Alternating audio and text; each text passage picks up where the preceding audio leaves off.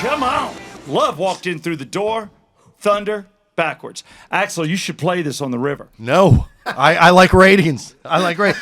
You should. That hurts. You should get clearance for this, and the reason why Jeff can't get clearance for this is because not only does the lead singer of this band or the guy that wrote this song, not only does he live in a double wide, but he doesn't have enough money for a cell phone plan. That's how unpopular this band was. So you can't get in touch with him to get clearance for this song. I'm sure he'd love for his song to be played on this podcast. I know, dude. I'm helping you. I've emailed them like 5 or 6 times. Brett, Really? I've emailed them once. Keep going after Thunder. If Like, anybody out there knows what's Thunder. their social media page look like?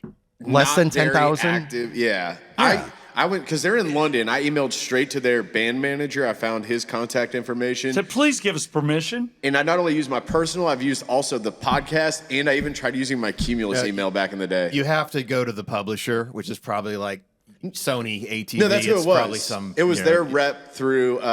It wasn't Sony. Don't it was you somebody have else. connections? You're a Yeah, program Axel director. could get cleared. Get this cleared I for think, me. I think they're like, was it RCA or MCA? What is it? Both. Who did you work for? MCA and You worked RCA. for one of these companies. Arista. All right. For the do you know- record, he worked Arista with part of Clive. BMG. Did you ever meet Clive Davis? No, Boy, that would've No, been huge. no, That's but- a shame. Because No. that would have made this podcast really cool. But- hey, but- let me just intro it. 189 is the Come On Show. I'm Southside Steve, your host. That's your co-host, Brett Barney. Your co-host, Jeff Cole. And this is our special guest and my partner for a year on air on Rock 100.5. Good friend. And better friend, Great friend than partner, great friend. It is Axel Lowe. Axel Lowe, program director and morning show host of The River. you know what? I'm not program director anymore. No, assistant.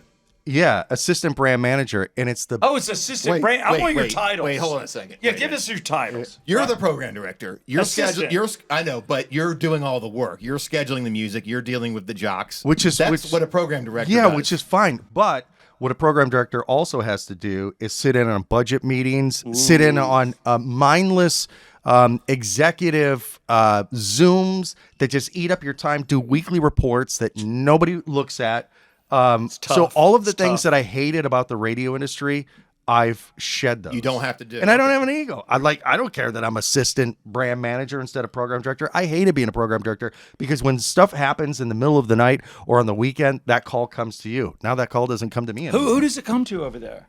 The person you interview with. So Oh my God, did I screw this up? First off, Emily Bolden. Emily, I love you.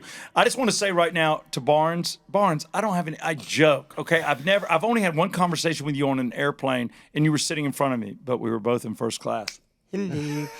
I was paying, he wasn't. He had a great deal. That dude, he endorsed an airline. I would kill to endorse an airline. Yeah. God, please, Delta, I'm right here. So is he. Does everybody want to Delta? We're ready when you are. I'm pretty good about driving everywhere now. I don't like flying. All right, Like you're I'll with the still fly. worst human beings on earth whenever you get on a plane, But- no matter what plane you get on. But here's the thing. I and hope I'm not, Steve gets like Spirit. That's the only reason why I want to win the lottery is I just don't to fly want private and not be Spirit. around people on an airplane. JetBlue, I might roll with you.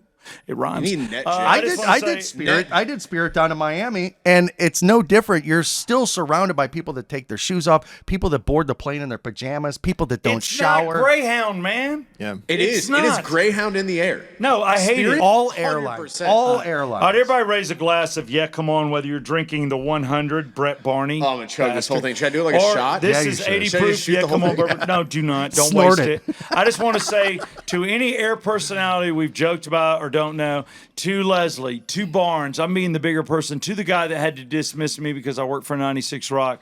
Look, man, we're all And if you alive. haven't seen the earlier show, I said nothing. These are all my friends, so I've said nothing. I know, and I wrote papers on all these people in the 90s. I just stated facts. But I will tell you, Jimmy Barron, that's what I did. Jimmy and I went at each other so hard during the Wake Up Crew days with Christopher Rude.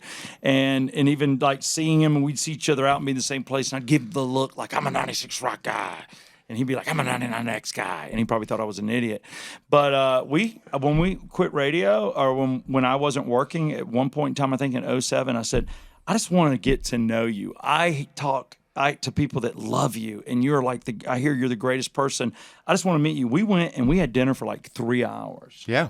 and we had a blast. And Jimmy's been a dear friend. Matter of fact, I'll be honest with you. This is Jimmy. I don't know whether you want me to mention this, but I am.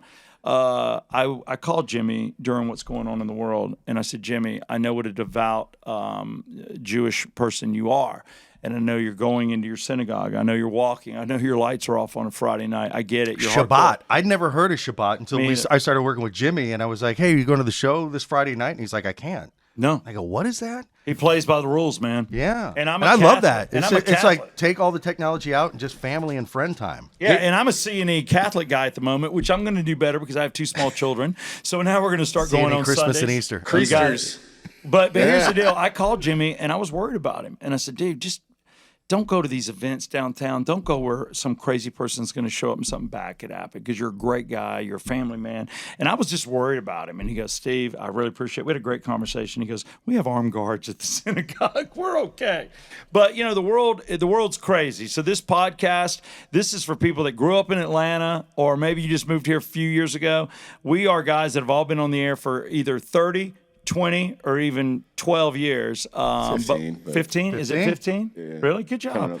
But we've all worked for how many stations? Everybody put up your fingers. One, and count college radio if you did it here in too Atlanta. many. 1, 2, Well, you guys 3, count. I'm going to throw this 4. out. I'm 5. Uh, How many you I got? go 5. Like if I say Clear Channel, do I count 1 or I count? No, 5 you of count them? the radio signals you were on and you worked for. Okay.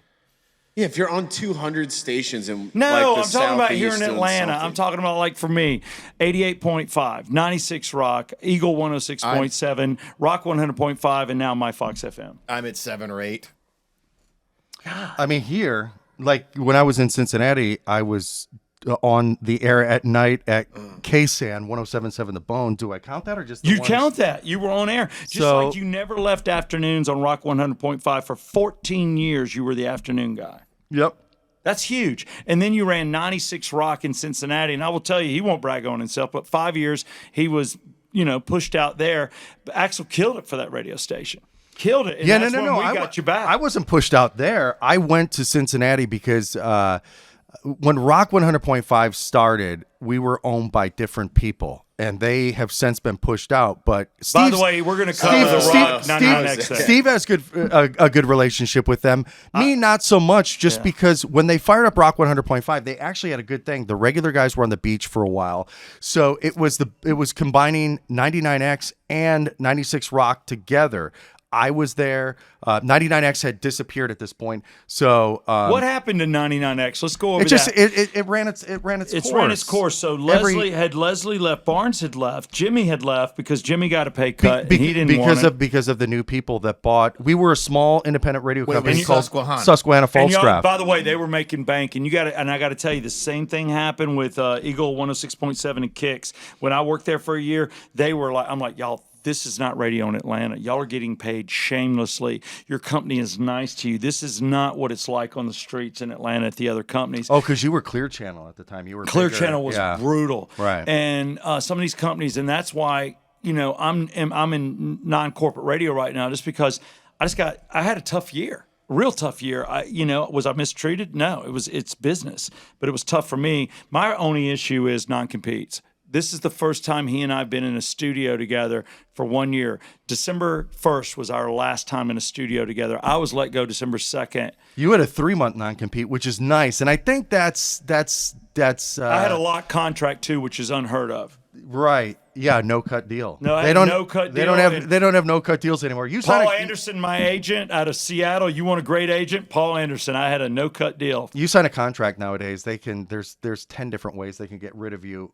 You're just basically locked to them. Yeah. But here's my thing: when somebody lets you go, Axel, why do they have the right to tell you cannot work in that market within 60 miles of a tower for 6 months? That's brutal on our families. It's brutal on us. Well, if you don't want me, why do you care? That's why the government's looking to abolish that, because then those people end up sucking on the government's teat, and the government's like, the corporations win in this, and they should have to foot the bill. If you can't work for that amount of time, they should have to pay you for that. Yeah, time, they should have to pay you for but that. Isn't that? But you get some kind of severance. Like you probably can get some kind of. Some people to got cover severance. that. There was let go from Cumulus, and he got a nice severance I got because like it was 12 during weeks. He got 12 weeks. I worked for 14 years.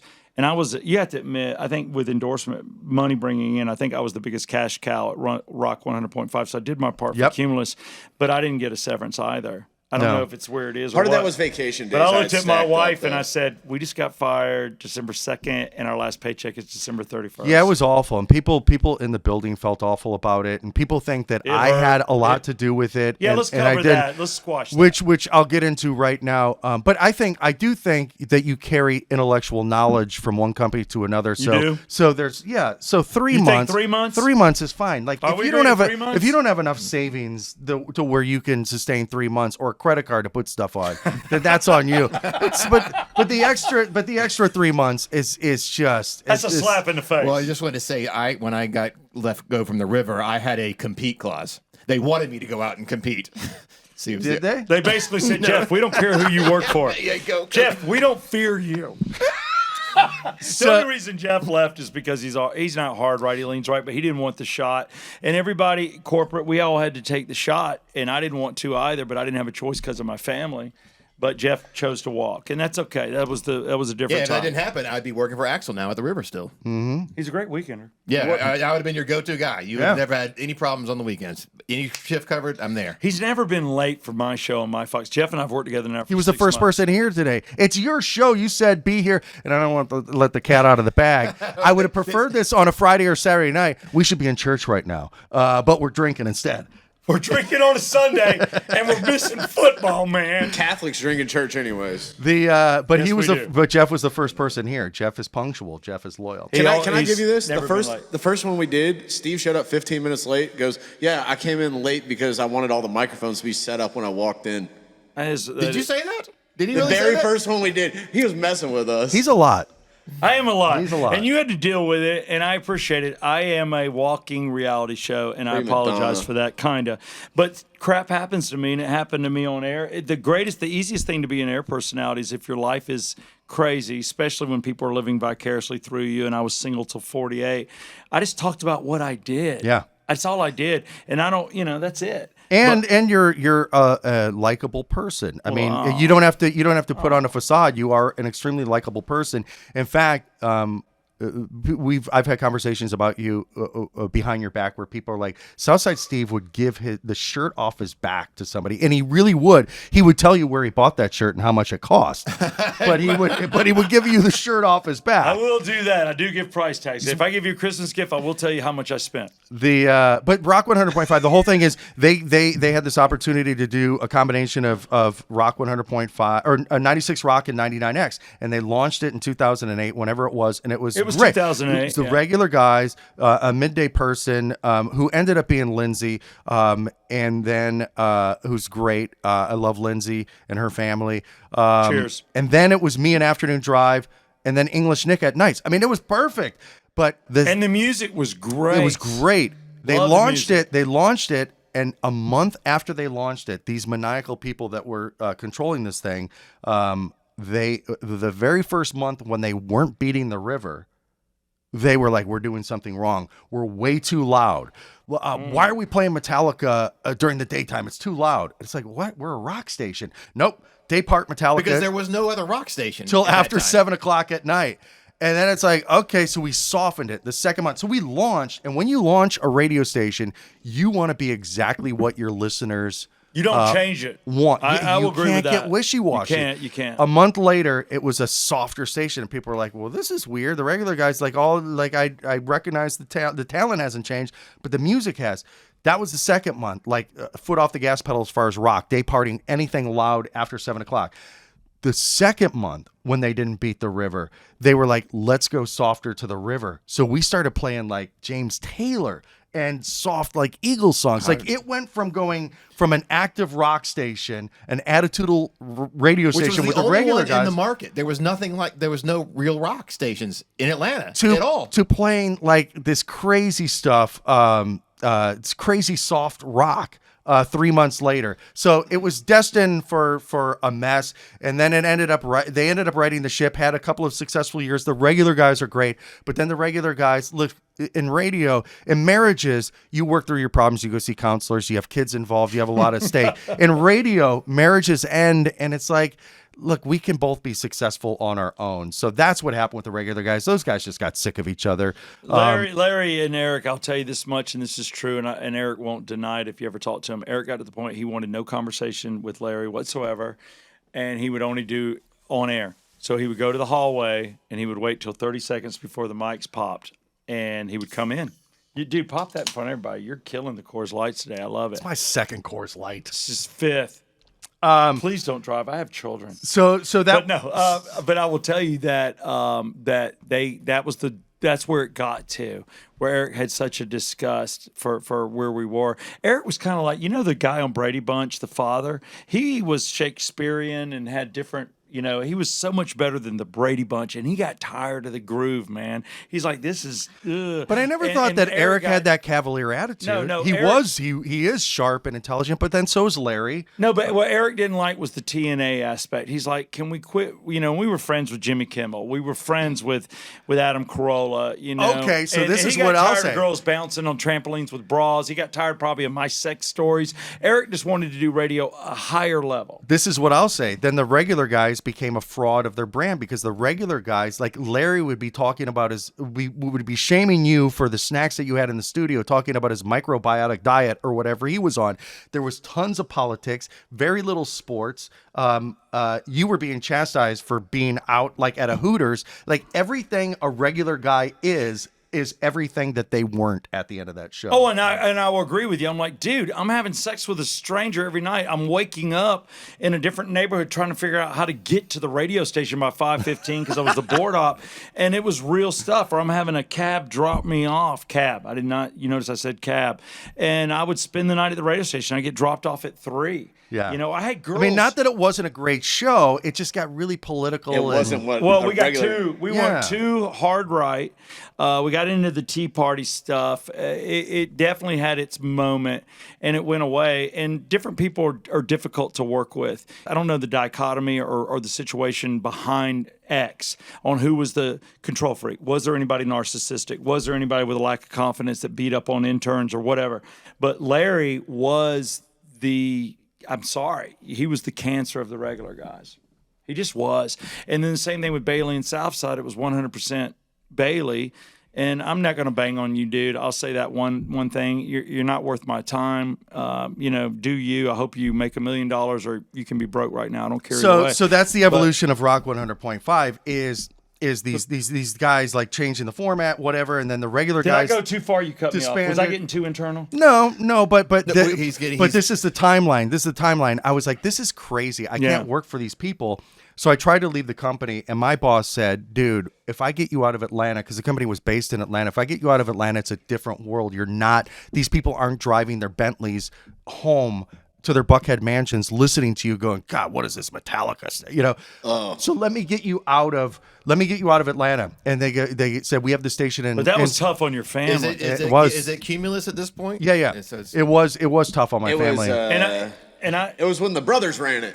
Well, here's the deal, and I obviously have a different experience with the brothers. I was underpaid, but I was given great bonuses to get me, into where I needed to be. So that worked out for me. But you had a different experience. You really did. Oh, I got a in radio, probably 30-40%, and you and I were the big endorsement and remote people that were out hustling. That's all we ever did. Axel and I will say we made an impression on this town. We were guys that were out 2 and 3 nights a week. Right. So that was 30-40% of my income. When 2007 hit and the recession hit, nobody was doing anything. 100% of that went away. So then I took a 30% pay cut, and then they cut my salary by 50%. And I was like, I might as well just sell cars. It was a 50%. I probably make more money selling cars. I did not know it was a 50%. Yeah, so I was just like, this is one career suicide and financial suicide. So I was trying to leave the company, and then my boss, Troy, I won't say his last name,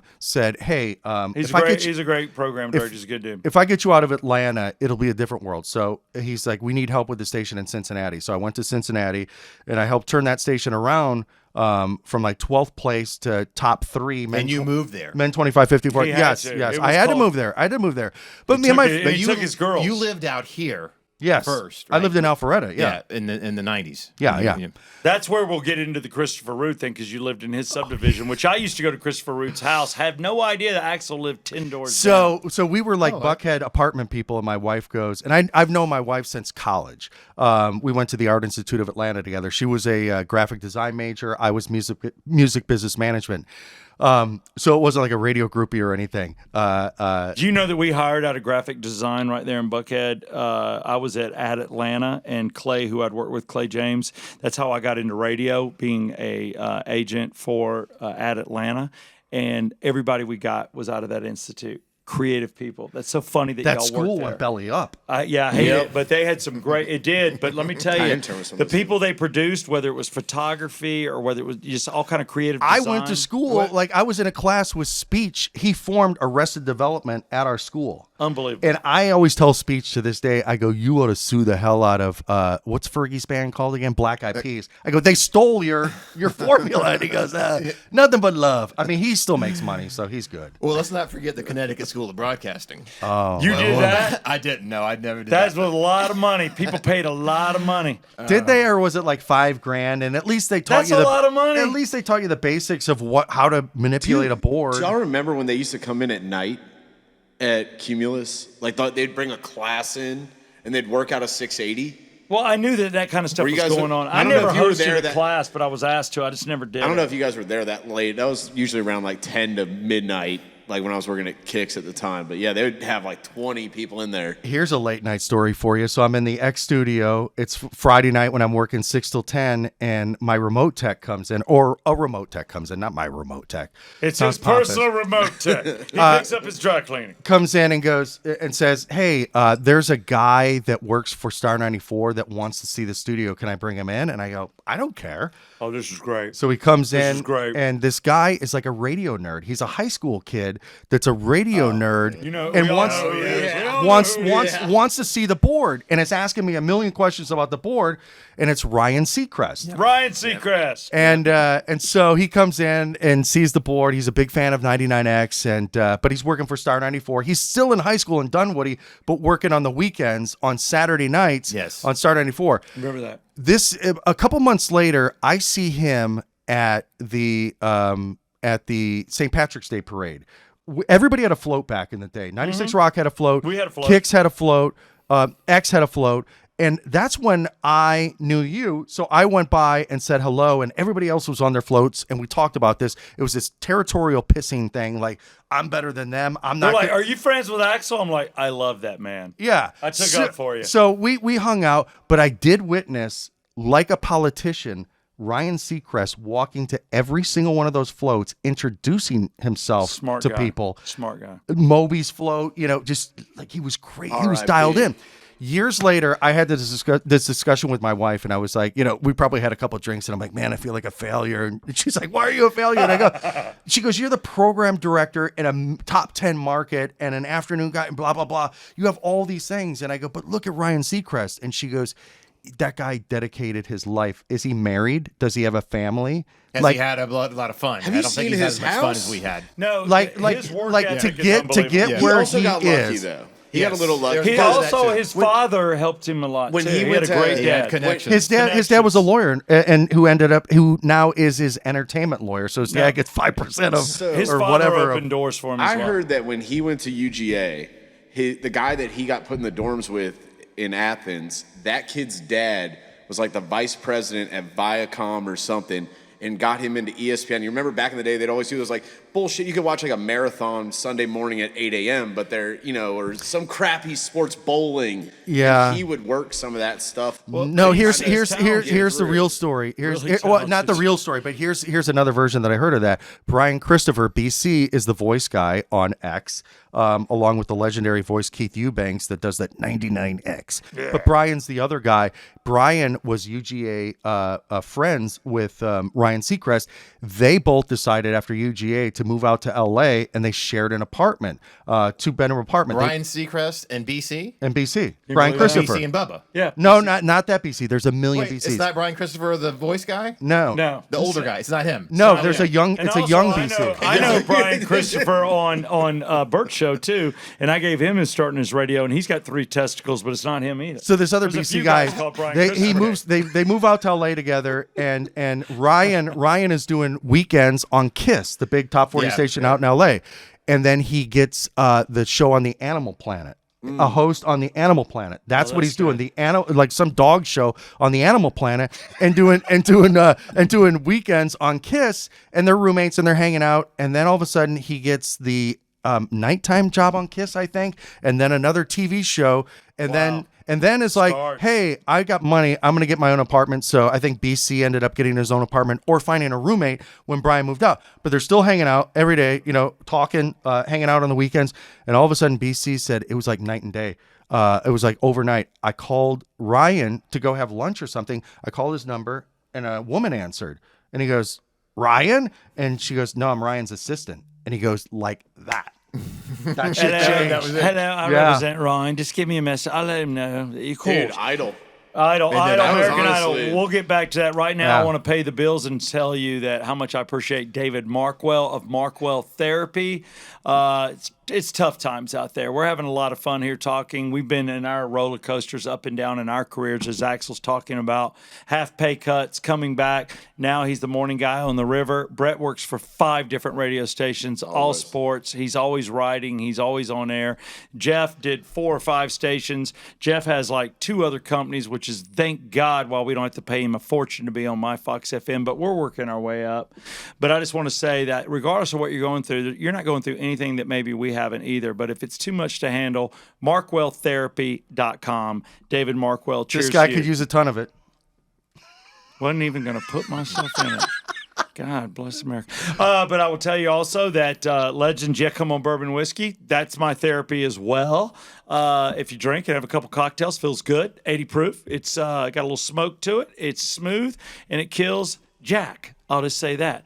Have a Come On and Coke, which if you notice, they have Come On and Coke glasses. Thank you, Whiskey Wisdom, a great podcast as well. Follow Whiskey Wisdom, a matter of fact. And I want to thank IR Med Centers. We all still have lead in our pencils, but if you don't, they can help you with that. Also, testosterone. Right now, $179 a month gets you back. They say men had a testosterone level of 500 to 600 in the 50s. Now, due to foods and things we eat, it's down to 300. Get tested. See if you need testosterone, and $179 a month to get you back and give you the energy and make your wife go, damn, who's the 18-year-old in the house? Or do you need to lose weight? Do you eat too many Twinkies? Can you not help yourself? Bonbons on the couch. Think about that. That could be y'all's kids. You know what, Brett? You need to lose weight. But I will tell you right now. I agree with you. Go to irmedcenters.com. $249, what other companies are charging for $800, $700, $900. And that formula is, Jeff, a shot of? Ozempic.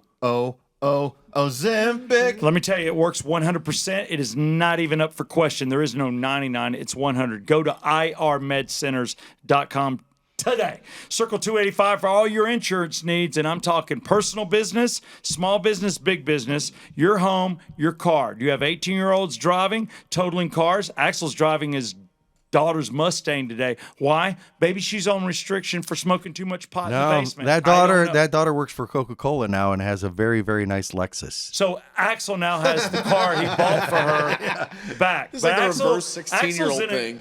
He's in an all-black convertible Mustang. Hot. Yell at him at the lights. But I'll tell you right now, good insurance. Axel's on circle285.com. So am I. Those are our sponsors. Lastly, Joe Bees. Joe Bees.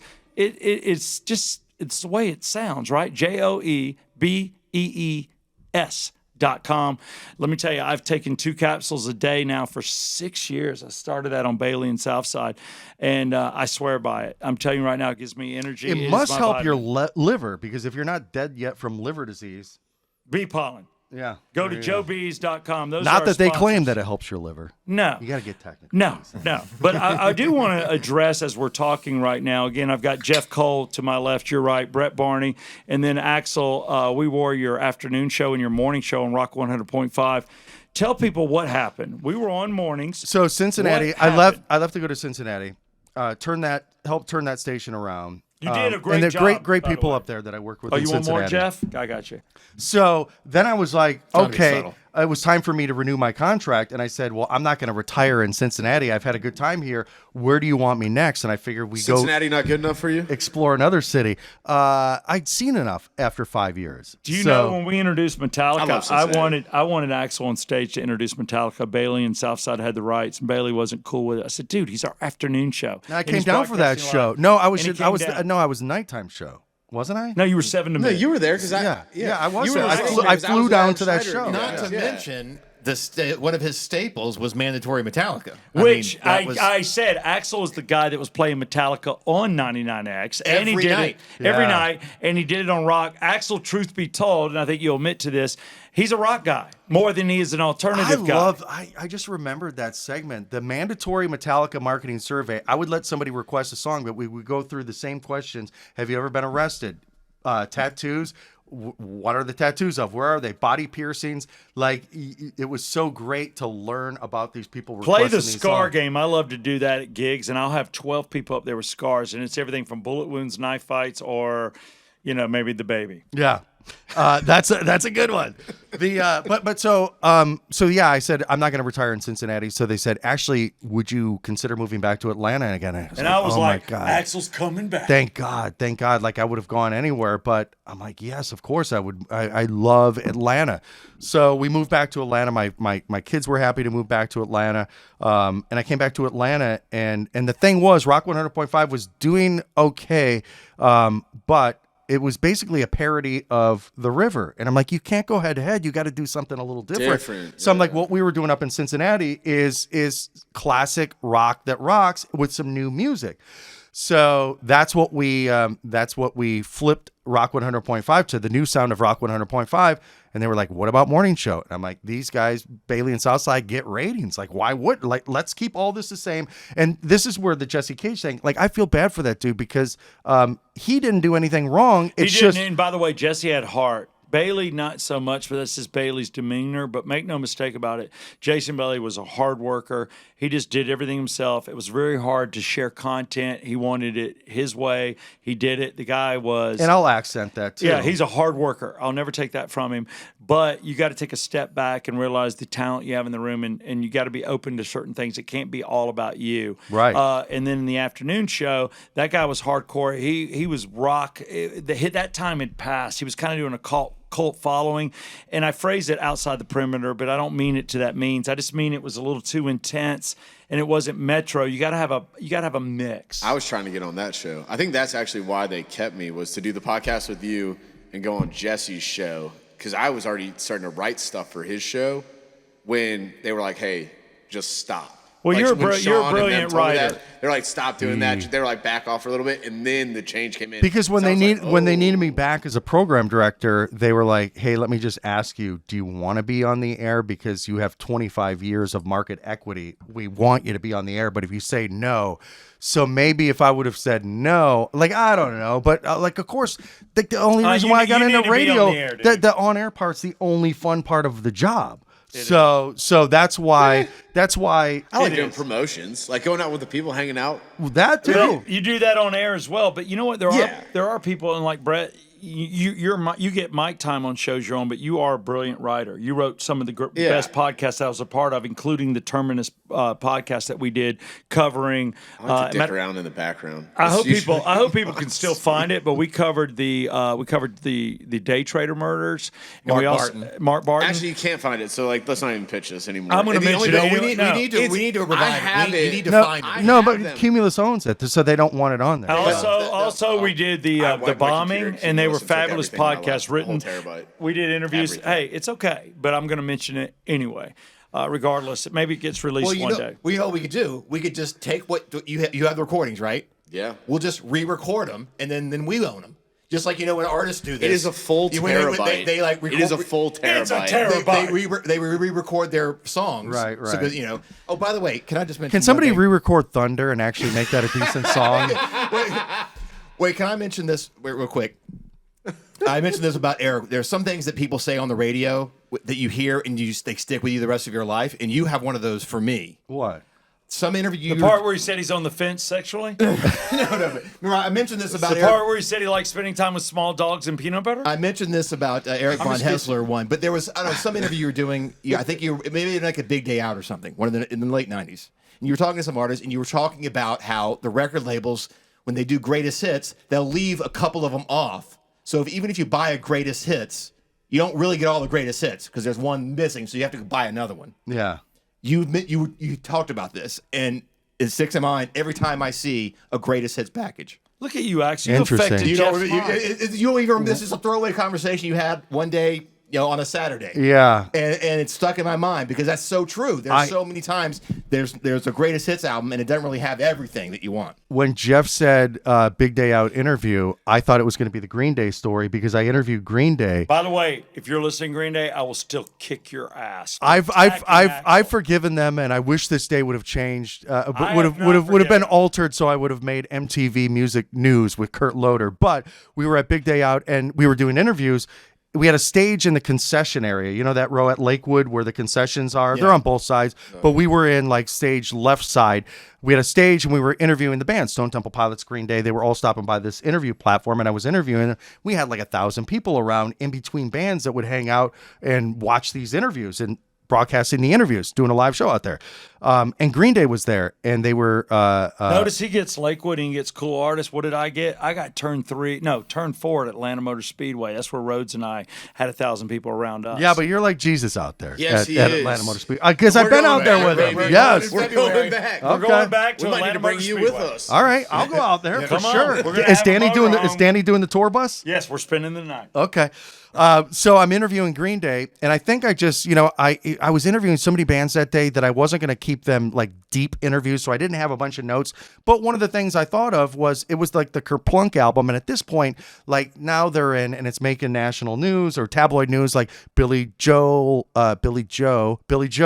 buys a $4.5 million San Francisco house. So obviously the money's there because they've been successful for a while. And I simply said, congratulations on the new album. This is where he gets in trouble.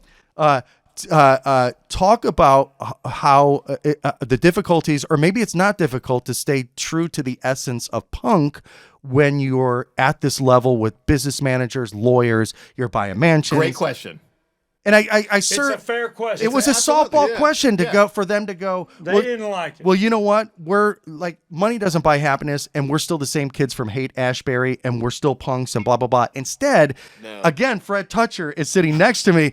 Instead, they go, "What do you know about being punk?" Fred, and I said, "You need to write an apology letter." Wait, who said that? Billy Joe. To you guys. Said that directly to me. He goes, "What do you know about being punk?" And I said, "Nothing, because I'm not a punk rocker." And he goes, "Well, then shut the hell up. We're only answering questions from this guy." And I laughed, and Fred asked the next two questions. I didn't think it was that big of a deal. Fred asked, let it go. It was funny. Fred asked the next two questions, and then I brought it back in at the end to kind of wrap up the interview, and I didn't think anything of it. And then we took a picture. And now when I look back at that picture, we took a picture after the interview was over. I have my arm around Billy Joe, and he's giving me the biggest you look like you've ever seen. So I love that picture now. But the interview's over, and that was the end of my air shift. So I go backstage, and I'm having a couple of drinks. And Jesse James Dupree from Jackal, who's a friend of what? He hates you. Yeah. No, he doesn't. You took me backstage to the show. He said, "Fuck this guy." First of all, he only knew me from our podcast with him, where I asked him what his soul patch smelled like, and then he made us watch videos of turtles fucking. Okay, that's the weirdest How thing. drunk That are doesn't you? sound like No more drinking for you. I'm not. You don't remember this? No. Jesse James Dupree, I will tell you, and I think you'll agree, as far as an artist or somebody that will do anything for you and is always there, he's like our closest buddy. I don't want to brag, do you but remember taking me? when we interviewed him, he was impressed with my question. He You did remember like that? you know what, Jeff had a good question because he's used to my dumb questions. But he's like when you go to a liquor store, you buy Legends Yet Come On Bourbon Whiskey and you buy Jesse. He goes, buy us both. You should have us But both. between the bourbon, the TV show, he is an executive with Harley Davidson, which a lot of people don't know. He does. He makes a lot of calls huge for with Harley. Harley. And that was my question that I asked him because he kind of was an executive with Geffen Records when Jackal was in their heyday. He actually did a lot of work. And I asked him about that. He said, Yeah. good question. I didn't actually work for him, but but I was the guy promoting, just like the record promoters do. Yep. No, Jesse's a You great guy, but saw we're gonna mend this. Hang on. Just here's the thing. Here's what we're Axel doing today. saw the Leslie and Barstool. Barnes, I want to have dinner with you. We're gonna be buds, and you're gonna be buds with Jesse. Anybody else got any issues with anybody? Yeah, we have to amend that for sure. Do you want to go? Do you want to go to lunch with the brothers that cut your pay in half and try to mend it? No, not at all. All right. 2 out of 3 ain't bad. We do need to keep it with your story. I cut. So yeah, Go ahead. Sorry, Jack. so Jesse happened to be hanging out with me that day. He was like, "Hey, what do you have going on Saturdays?" And I go, "That's our big day out." And he goes, "Oh yeah, that's right." He goes, "You mind if I hang out?" And I go, "No, you'll just be my +1 because Kelly's at home with small kids, and sure." So he's hanging out with me. So I go backstage to grab a beer, and we're just hanging out, and all of a sudden I see the Green Day guys start walking towards the stage, like their set's coming up, and they go, "Hey man, what the F was that?" And I was like, "Hey, what's up, guys? Yeah, good just interview." interviewed you. We're buddies. Like, I don't think anything of it. And they get closer and they're like, "That's bullshit," trying to make us look like, shit in front of our fans, like trying to call us out in front of our fans. And I go, "Dude, I gave you the easiest question to defend yourself, that we don't care about money. We don't care about labels and management. Like, we do what we do." They're like, "That's bull," and like literally the three of them are chest bumping me, and their record rep, He's gonna fight Green Day. their local would've record, swung. their local record rep starts coming, and I forgot what his name was. I think Warren. But I'm like, "Warren, like, help Help me." diffuse this." And Warren goes, "Yeah, man, that was bullshit." And I go, "Oh He's my." on you. At that second, Jesse James Dupree You don't mess with goes, Jesse Jesse James James Dupree. Dupree goes, "If it was these 3 fucking midgets versus him, I'd let him mop the floor with him. But now that there's a fourth, let's fucking go." And Jesse starts shoving Green Day, and I'm like, "Oh my God. Oh my God." My whole thing was, And I hate Green Day. I don't think Green Day knows who Jesse is. He's just like in a ponytail. Like Like, Woodstock. right. Like, I'm a huge Jackal fan, but I don't think they didn't put 2 and 2 together. They're like, "Who's this Is crazy that Jackal redneck?" coming after me? Yeah. So, but the whole thing flashing through my mind at this moment is like, "Oh my God, if we start like throwing down," and guys in Green Day are really small. If we start throwing down, Beat him up. they're not going to go on stage, and my bosses are going to be like, "One of the major bands just went back to their tour bus, and they're pulling out because of you." So I'm like, diffuse. We ended up talking out for like 20 minutes. We were cool with everything. They still didn't like me, and then went on stage, and they were so pissed off that Trey Cool took lighter fluid and lit his entire drum kit on fire at the end of that set, and that caused like an hour disturbance in the set list because the fire marshal had to come and Make sure the flames were out. designate it as a safe area again. All right, we're so good. you Stay- think about how tight all those, like, Stone Temple Pilots set list was cut short because of Green Day. Like, it was a crazy day. But in retrospect, win or lose the fight, I'm not a fighter. I haven't been in that many fights. But I would have loved to have like turned on Kurt Loder. MTV Monday morning with a black eye going, MTV News, Kurt Loder's down in Atlanta over the weekend. A local DJ got in a fight with Green Day. It's funny you mentioned that because I always say MTV News never covered stuff in Atlanta. They never covered music He Midtown does in the bring heyday. this up, and Peter Collins should have been covered because it was bigger than the Daytona shows. What he brought to Atlanta, when you got Bob Dylan on one stage, Def Leppard on another, and you got Hole on another, why do you not cover that? And MTV they never covered stuff in Atlanta. I don't know Sure. what the deal is. And so even if you did get in a huge fight, with Well, Jesse it would James never have been my name. It's always local DJ. You know what I mean? Imagine you knock him out and like Jesse's like we got to fill an hour. Right. He just goes up and cock of the walk. Just Do you know? Let me tell you, management loves when you get in trouble. Remember, you told me you're like on Rock 100.5. Axel's like, yeah, he's my program director. Get a little edgier. So I tell the Michael Jackson joke, and that goes over not well. We had one person, swear to my Lord, unless you correct me, one person that doesn't like me anyway and always send in nasty emails that had an issue with what I said. It's always one person. It's one person. Yeah. And next thing But you know, those people are backed by powerful big organizations. Next right. thing you know, I got 10 days suspension. And the only reason why I said to be a little bit edgy, I felt like there was way too much talk about baseball games and soccer games and like too much home life. I'm like, where's Southside Steve? Where's it? I'm like, I don't want you to talk about banging chicks. Like that was chapter 9. I'm No, that past was that. chapter I'm- 1. That was Was he on chapter 5, chapter 6, 7, 11 8. now? Is he on Yeah, chapter 11? like you're past that. But No, like, I'm married to Amanda, don't- who I love, and I got 2 kids. I don't need to talk about banging chicks. of course. but like a little bit of edge. That's all I was saying. Yeah, I wasn't and saying talk about. Michael Jackson dropping my Right. kids off there. Yeah, whatever. It was a joke. It was a joke. We even suspended this show because we were worried. Do you remember that? We Yeah. just did best ofs for like 2 weeks. Hey, it was a couldn't hot put anything moment out. in my life, but we're past it now. Oh, But to- one thing I will tell you, and we don't even have to address that. I'm Because I past was it. going to wrap up the whole Rock 100.5. Go thing. ahead, because I want people to know. You wrap it up, but I'm going to ask you a pointed question. I want everybody, if you've got a question for Axel, but I know what I get asked all the time, and I tell people all the time the truth. But you go ahead. Just that I came in back from Cincinnati being a fan of the show. The ratings were great. I'm like, yeah, we're just changing the music a little bit. We did that. And as soon as you guys got re-signed, then somebody on the show, which is like constantly, like I had weekly meetings. Remember, a 30-minute meeting with him, and then with you. I was like, It why am I doing couch this? sessions. And I was just like, you guys, this is radio. This is rock and roll. This should be fun. Like this person and is Are we doing a talking, you don't have to say this person. We're talking about Larry and Eric. no. We're past that. Rock We're 100.5. my second round. Yeah, of yeah. We're Good talking about Morning Bailey. Yeah, this person is doing the show that he wants to do now, and great for him because he's a student of like radio. He does a great radio show, but he wanted it all to be about himself.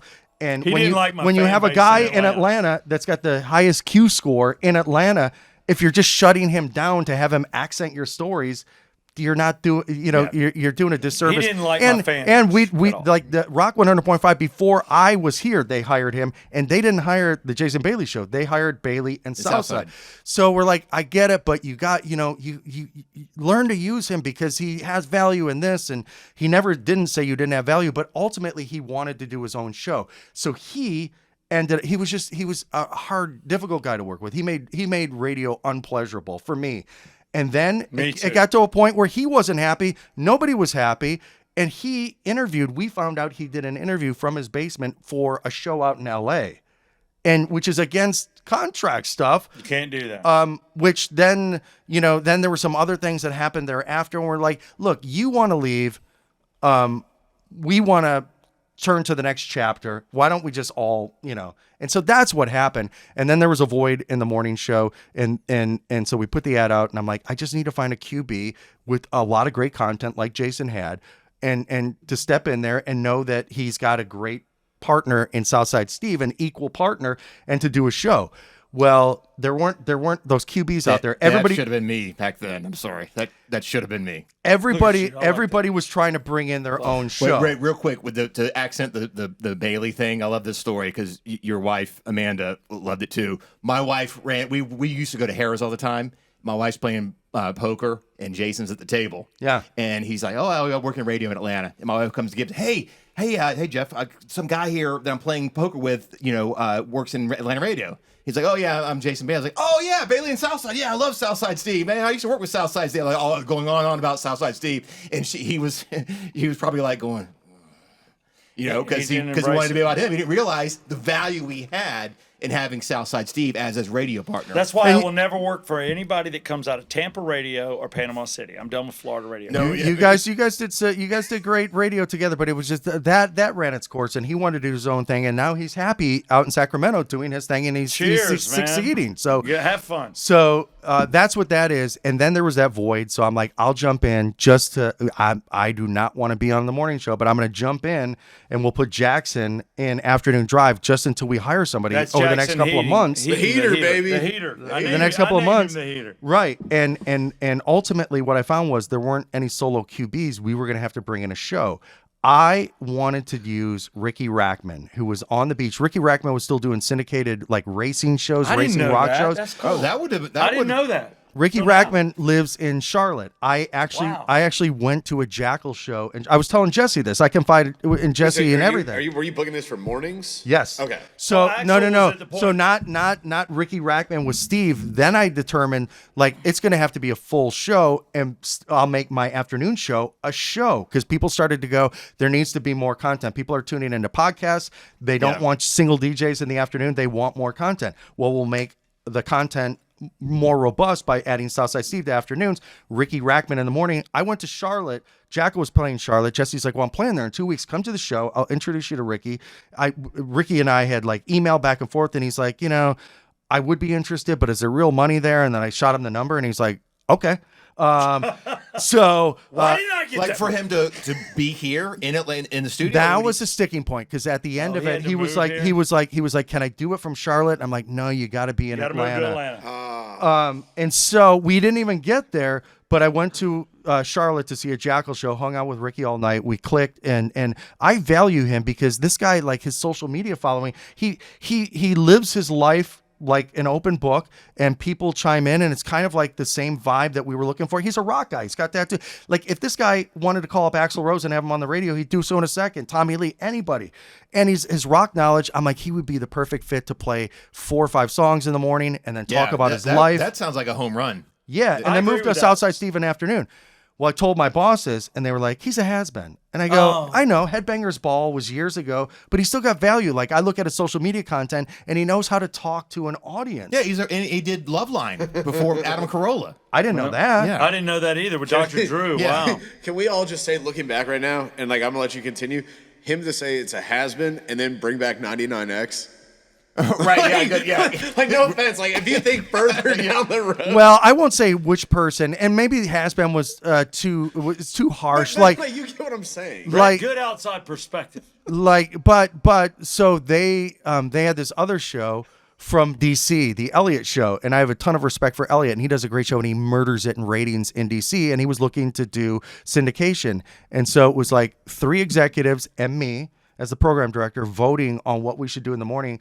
I voted against Elliott because I have a lot of respect for his show, but I go, the syndication thing just doesn't work. Doesn't and they're work like, here. They're like, it's a different world. People listen to podcasts that are generated from all over, so it's not so much a localization thing anymore.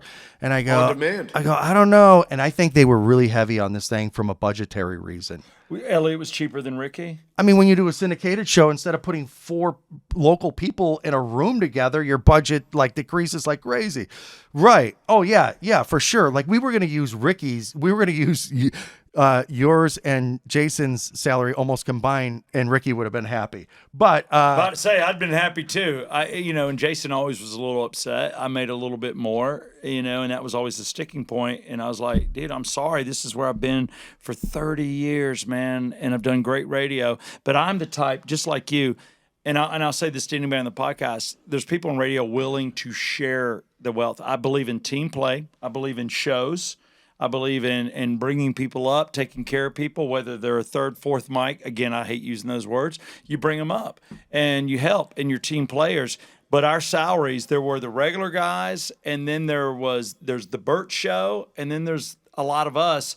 And we're making, I'm not going to lie, I made a couple $100,000 a year plus, and I made money on the street. It was there's great still money. great money, but it's not the huge payday that it used to be because there wasn't I'm not gonna tell you there wasn't guys, competition. People's listening is splintered. I mean, there's the regular guy Spotify, show was there's $1 million show. there's Yeah. satellite radio, it's there's difficult, man. podcasts on demand. You're competing against everything ever recorded. So Yeah, what you have to basically. do is you have to love what you do. You have to go ahead and other things, and I'll say to you too, it's what can you do outside of it? How can you bring in more income for your family? I hate it that you lost 50% of your money, which is why you left Atlanta, but always stayed on air with us.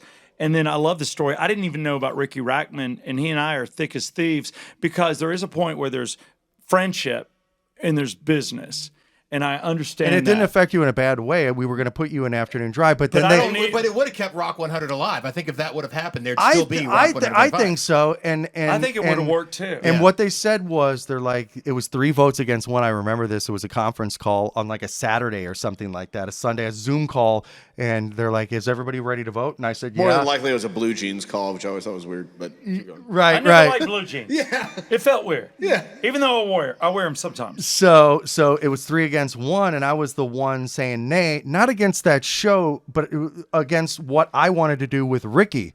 And I got outvoted. So it was that show. And then they said, "Listen, Axel, I know you don't think it'll work, but it will. And here's the thing. That's what we heard about John Boy and Billy. It's gonna take And Bob and Tom. And But- Bob and Tom and, and everybody MJ. and everybody associated blown out. But they said it's going to take between 12 and 18 months. 3 months later. And so, okay. So we put the show on, move you to afternoon drive with me. Which We're- I did not want to do because I have kids and I love you and I get it that was your home. I wanted you and I in mornings. So tell our audience right now on the Yeah Come On show, you're listening to show 189. And I've been dying for this conversation for a year. Did you want to do mornings? Was it a glitch? Had you jumped in immediately, would life have been different? I think I would have. It wasn't my first choice. No, because as program director, I've been there before to where it's like, you're there at 5 o'clock in the morning. So by 1 or It's 2 tough o'clock, hours. but there's conference calls. There's people pinging you till like 4 or 5 o'clock in the afternoon. So you're basically working a 15-hour a day job. It never stops. So it wasn't my first choice. I would have done it, but that wasn't my decision. Like this isn't like as a program director. To become that? Did you want it? I didn't have any autonomy, so it was what it was. They they put the Elliott Show on, which is a great show. So Axel, what I want you to answer, and the person we've talked about, and I'm not trying to talk harshly about somebody, but when you want what you want and you're a type A personality, you're going to run over some people, and maybe you just need to go away if you're not a team player. And that's Bailey and Southside. Great show. We hit numbers that were unbelievable. Yeah. We bonused. Matter of fact, I can tell you right now, the year 2017 was golden. We were number one. We were number one in persons. It was unbelievable year with the content and what we were putting out. Things change, just like the regular guys. We were there, and all of a sudden it gets weird. Sometimes it gets weird unless you can work with friends and people that respect each other, and you never let that happen. But the second, I will tell you right now from a positive motivational point, the second you find out that somebody talks bad about you, or you hear something and somebody talks bad about you behind your back, you need to distance yourself from that person as quickly as possible. That is not a person that's going to take you there. It's not a person you need to be with. And I can promise you right now, there's never been one word said about us. The only person I've ever ripped is saying Tony Robbins. Hold on. I'm almost done. The only person I've ever ripped Banana hands? I'm coming after you, Brett. The only person that I've ever ripped is Brett Barney. He's a horrible drinker, and he pulled a knife on a kid in my neighborhood. Why would you rip on the guy that would pull a knife? Thank you. No, Brett gets way too drunk. Axel, I don't have any darkness on, nor Jeff. But what I want you to talk about is when it was coming down, and maybe management. Yeah, and they were ending rock. I want to know, when did you know that we were blowing up rock, or when did you know I was getting fired? Because this person I'm bringing up swore that you, as the program director, would fire me within a year. Turned out they were right. You didn't do it. My agent did it. But I just want people to know that we were in it to win it. And I want you to cover that right now. So February, I don't know what year, but we threw on the Elliott Show, and they said, trust us, it's going to work. It's going to take 12 to 18 months. February, March, April, May. By May, and there's some adjustments, the ratings start to bottom out before they're going to get better. Afternoon Drive was okay. It was the tallest of the midgets. But we were playing more music than I wanted to. Yeah, but we had decent ratings. But mornings was going to take a minute. Like 4 months into this, they're like basically like crapping down my throat, going, "Dude, the ratings! Like, there's so many things wrong with the station." And I go, "You said this was going to take." You wanted. I'll be honest, I thought the Elliott Show stunk. This is what You they said wanted. this was going to take 12 to 18 months, and here it is 4 months later. And you're like acting like maniacs, like acting like I did this to the station. And so it was like for the next 8 months, it was the worst. And I kind of like got stripped of all my autonomy. I'm like, these are your calls, so do what you want to do. And then they kind of kept me isolated, which I'm thankful that they did, because I would have hated to had to go into that show knowing 5 months out that they were plotting. And then they started to realize, they're like, I don't know, we're not going to give this Elliott thing 12 to 18 months. I think they realized that, and I'm not calling out any particular person, but this goes back to the Dickies changing the format in the first month. And then the second month, and all the change, throwing Braves baseball on a rock station. Oh, don't get me started. That's the fall of that 90s should rock. that should be on a talk station. Everybody loves the Braves. I love the Braves. It should be on 680 The Fan. It doesn't belong on a rock station. No. Give it a 680. You I think produced the Braves. they would have known that because 96 Rock failed at that. It was a revenue thing. It was an easy money grab. Yeah. So that's why they did Didn't they it. force it on you from when? Because Yeah, of course. 106.7 they had it first. And you know then- what? You know what? In 2017, when he was talking about his great run on Rock 100.5, and it was, one of the things that helped was, what was the news station?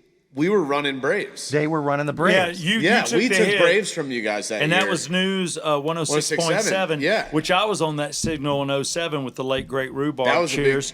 In Dallas. I loved it. And Yeah, we bought, and it we bought you works for a guys. talk station. Yeah, because here was the other thing. It gave us a connection where I got to go down there and like sit down with John Sherholtz in his office and like do interviews, and it gave us like really good exclusive access that WSB couldn't get. It's an awful decision to throw it on a rock station. They have Georgia. UGA give us the Braves. And I'm looking at I agree closure. with I just you. want people to know that. So Rock 100.5 you didn't was fire me. No.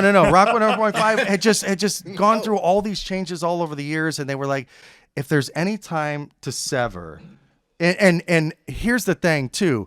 99X was on a small terrestrial station, a small translator station at 98.9, and it was But playing. it was being kept alive. It was the 99X name, but it was all new music, so it sounded nothing like the old 99X. There were no jocks on it outside of Evan and Evan Brandon Inicio. Inicio. yeah, Former member of the regular R.I.P. guys. Of the regular guys, meaning the Yeah Come On show. Us regular guys. Us regular guys. Let's not get sued by Larry. So right. Larry, we're just kidding. Larry, I'm just trying to promote you. By the way, thank you for sharing me hitting a golf ball out at. He showed me. You shanked the shit out of that. I watched that whole video just for you. Dude, and I'm sitting there, and I was dating the hottest Braves chick, and her name was Carrie. Hair looked good though. Yeah, thank you. My hair looked great, and I hit it, and I literally took a mulligan, and what's his name? What's the big broadcaster dude that I'm not thinking of? Rush Limbaugh comes over, goes, "What's with the long-haired ponytail cockroach taking a mulligan?" I'm like, "Hey, I'm Southside Steve. Yeah, come on, it's okay." I like your intro. They're like Southside Steve from the regular guys. Rush are like with 20 million listeners around the nation. I know, but it shows us hitting, and Larry's posting that. Larry's keeping the regular Larry only guys posted it alive. because he won. Yeah, and I get that, but I just wanted listeners to know, if anything, Axel, as you're telling this story, that what my ex-partner said wasn't true. No. You weren't planning on firing me. No. It happened. It wasn't your call. You wanted to stay in it. And I'll tell And you. they just realized at that point, they're like, the Rock 100.5 has been a million things. And so it was the 30th anniversary of 99X, and it was on this small translator signal. I go, we should do an online museum and take all of this stuff, like interviews and pictures, and just put it up on the online And museum. sell shirts. And sell shirts. And the response. which you printed Yes, I did, at yeah. your company. Name your company, Jeff. I met with Axel. Actually, I met with Axel Yeah. in the pros. We're doing the museum. I put together a whole store for them, like a mock-up store. and that's GJM marketing right there, baby. Was And that the so- day you guys were in the old 680 Burt's studio when they put all the shit up and they did like the 30 years and they did the one day on the internet? No, that was broadcast? the Everyone- 25th anniversary. No, it was That was 25th. 25th. And by the way, they went to the museum. I went I down- remember it was a really big deal. we That's did all it we was. did the museum, and I did it because I was a part of it. But also, I felt like I'm the program director of Rock 100.5, but I'm also the program director of 99X, which is a set it, forget it, auto schedule. It's all new. But I felt like, as a program director for my bosses, I had to do something special for the 30th anniversary. They brought everybody back to do the thing for the 25th. I thought about that, but then Barnes was like in Tahiti or wherever he is, like doing his his video production thing. So I go, well, here's what we can do. We could do an online museum, and I just threw it up there, and the response was so huge that then that triggered our bosses going, we have this mess with Rock Way to 100.5. go. So technically, It's you your did. fault. But it was a Look at your mess. shirt. What did you do? It was a mess. So I think regardless whether that happened or not, I think they would have thought about redoing this brand, and that's what they did. And I guess they'd started plotting it in about August, which is crazy because I remember the meetings, and I remember coming home to my wife going, radio's not fun anymore. Like, I was getting my throat shit down like on a weekly basis in these meetings, and I'm like this isn't my mess that I created. And so marching orders. and so it was like a week before they pull me in and go, hey, just want to let you know you're safe, but we're bringing 99X back. And I was like, wow.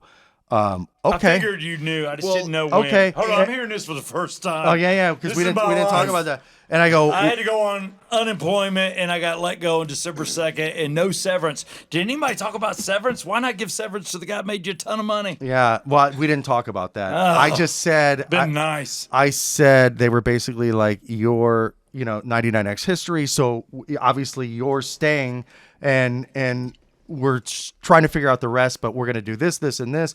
And they're like, unfortunately, and the guy that told me wasn't like it was a high guy, my boss, but wasn't like Wasn't corporate wasn't or three like- tiers up. I mean, kind of, but he is a huge fan of yours, and he's like, unfortunately, Steve is not going to make it. Mo's not going to make it. It's just the nature of the business. I mean, we've got to fix this situation. Now, How tough was that for you? Hold on, going into the studio. We have to go to No. another episode. Here's the deal. I'll be honest with you. My wife's outside, and we got to go to a birthday party, and she's going to kill me in 3 minutes. So we're going to end this podcast.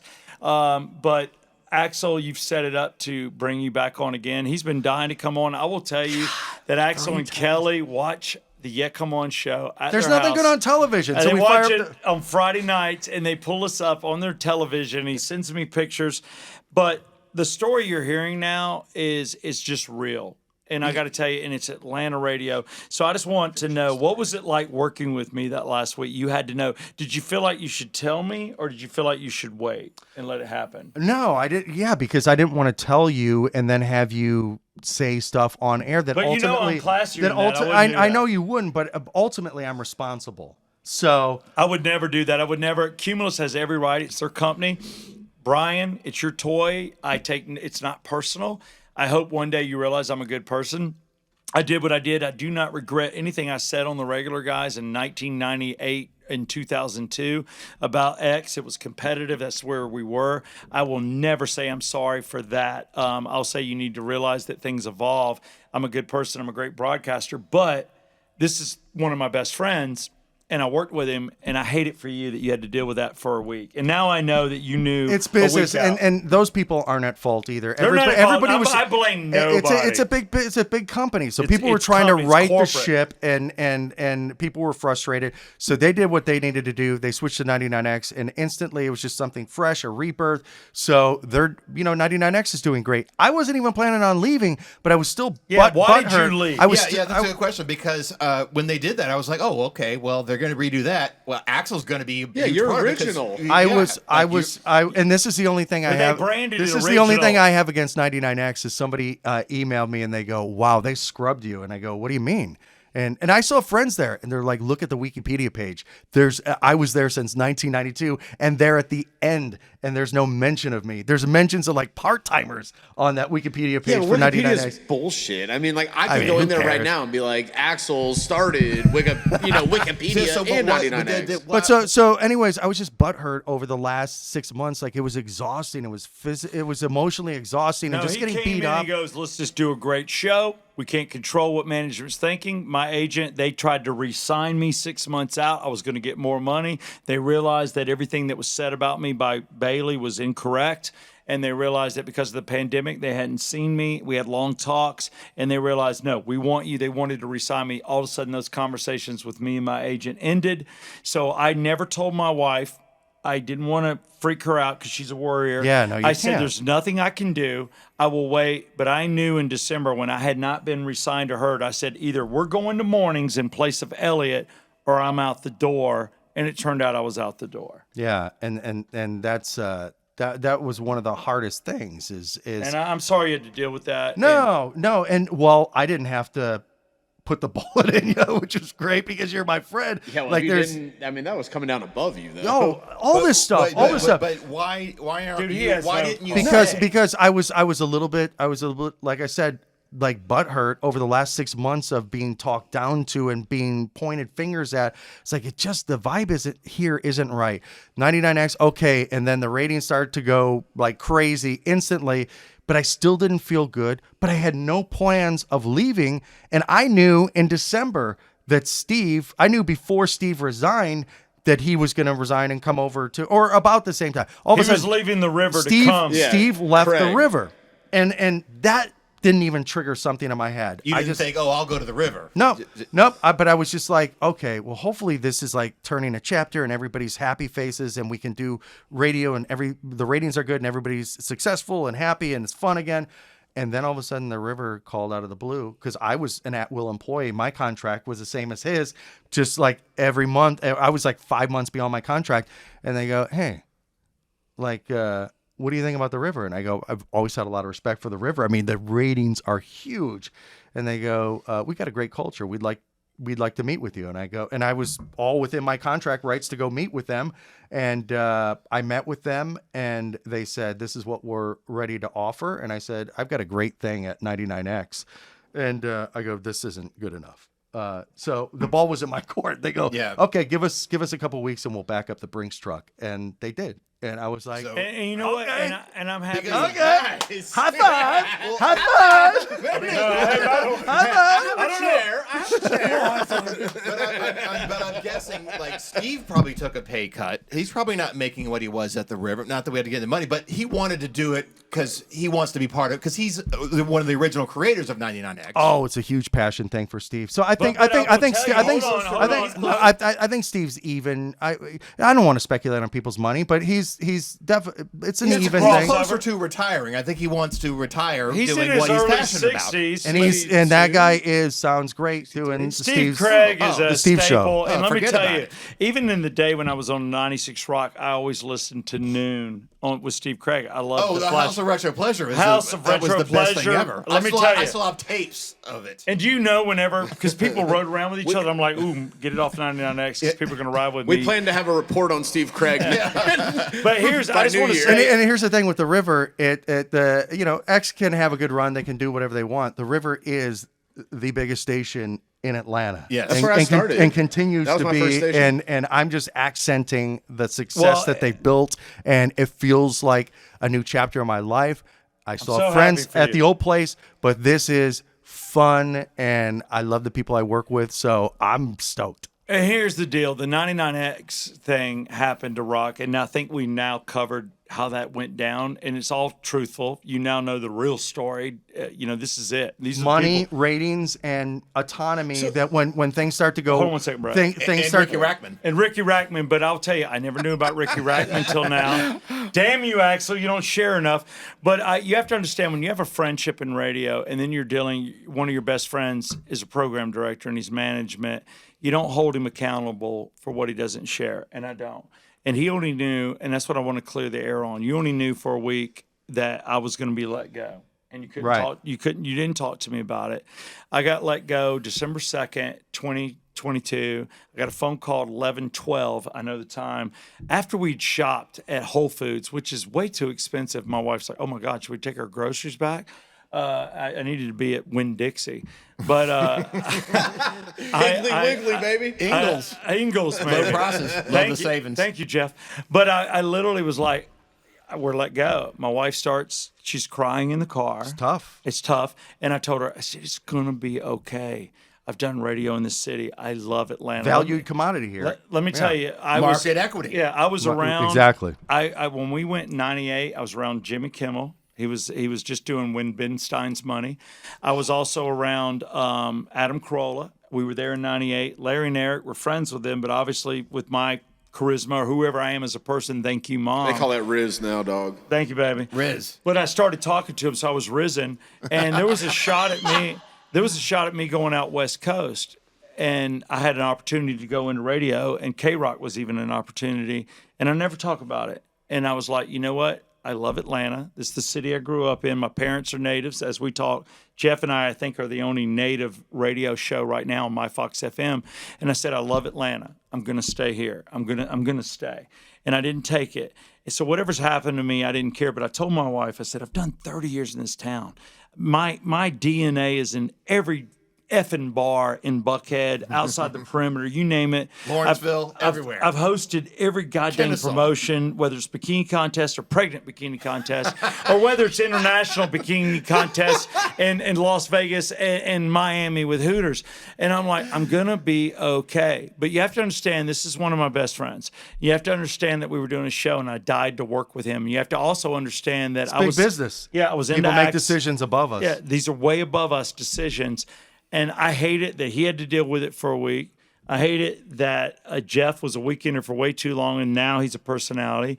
And Brett, one day I'm going to bring you on as our producer. You're going to work I'm in just a radio. little slut in radio. I But get Brett makes too much money right now, but I I'll love get Brett. him. But I just want to say, that this was a show. This is probably the biggest Yeah Come On show I've ever done. And Kelly, I know you're watching. You know I love your husband. And he's touched my penis twice. He's on the fence. He may leave you for me. I'll talk to Amanda. If Amanda says yes, you lose, Axel. How But, much have you drank? like All 10 of of it. these. All of it. I'm going to drink. You know what? My wife was in the parking lot here at the Invest with Root studio. She's now gone to the birthday party without me, so I'm staying with these guys. Oh, But I'm going to tell you, this is so fucking huge. You know I never use the F-bomb. I don't like it. You know that, Brett. Brett, you're white I trash. use that. You do phone. it. I know. Brett carries a knife. He graduated from That's not all Alabama. I'm carrying. Come on, No, baby. he's got I'm guns. packing it. I'm just kidding. He's got an ankle gun too. But Axel, that'd be the cool. reason we were dying to have you on is it's been a year. We were both held up by non-competes, not able to talk. And I seriously want to thank the River right now for letting him come on this podcast. It's huge. And I also want to thank, I got to thank Cumulus for releasing me early, Axel, to go to my Fox FM. I may be on 680 also at some point, and as well as your station. Mm-hmm. This is Atlanta radio. This is a stupid podcast, maybe, to you, but this is Atlanta radio on a podcast. Please quit doing whatever you're doing. I'm going to rip your mic. No, you said you might go to 680. I said, come on. He looked at me. I said, I do work with 680. yeah, no, I know that. Brett works for everybody. But we could be doing stuff together. But I wanted everybody to know that, I wanted the honest to God's truth. You know, I seriously did. You knew a week out. Mm-hmm.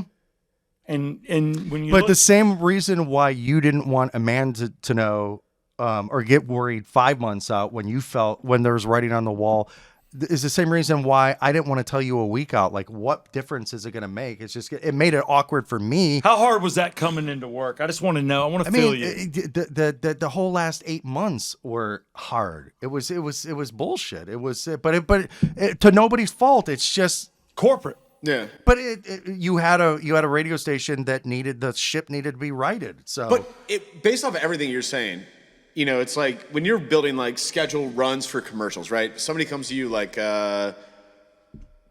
jewelry company. They go, oh, you know. Right now, that would be the Solomon Solomon Brothers. Brothers. Thank Yeah. you, Jeffrey. Cheers. I'm endorsing, by the way, the Solomon Brothers. New location coming to the South Side in Peachtree City.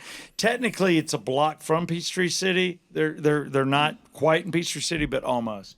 But say they're like, okay, this week I want to do, you know, engagement rings. Next week I want to do this. You have to look at them and go, okay, you need to do this for, you know, it's about reps getting to people. Like, you can't change your commercial, just like you can't change your show. If you never establish an identity, then you're kind of screwed, which I was kind of pissed because I'm pretty sure I texted you and I talked to you about this, that when you guys moved to afternoons, I thought We you didn't guys want to be in afternoons.